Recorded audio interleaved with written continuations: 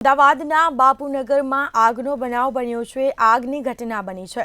આગ લાગતા એક ભયનો માહોલ જોવા મળ્યો।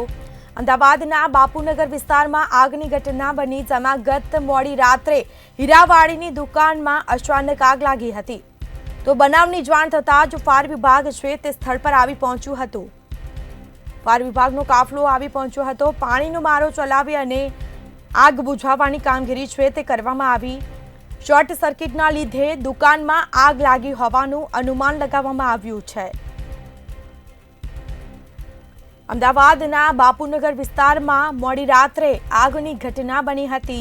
ફાયર વિભાગને જાણ કરવામાં આવી। ફાયર વિભાગનો કાફલો ઘટનાસ્થળે આવી પહોંચ્યો હતો અને પાણીનો મારો ચલાવી આગ બુઝાવવાની કામગીરી કરવામાં આવી હતી। ભારે જહેમત બાદ આગ કાબૂમાં આવી।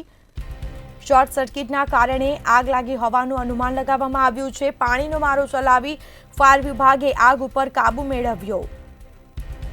તો તાત્કાલિક ફાયર વિભાગને જાણ કરવામાં આવી। આગ લાગતા અફરાતફરીનો માહોલ સર્જાયો હતો, જેમાં અમદાવાદના બાપુનગર વિસ્તારની આ ઘટના સામે આવી છે। આગ લાગી હતી મોડી રાત્રે હીરાવાડીની દુકાનમાં અચાનક આગ લાગતા અફરાતફરીનો માહોલ સર્જાયો।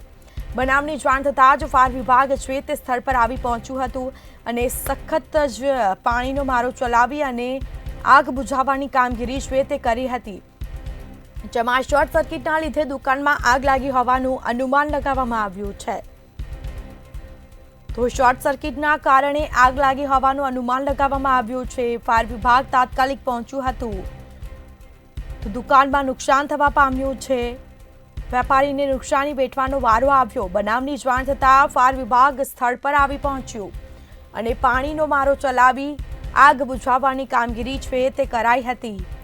ફાયર વિભાગ દ્વારા પાણીનો મારો ચલાવી આગને કાબૂમાં લીધી।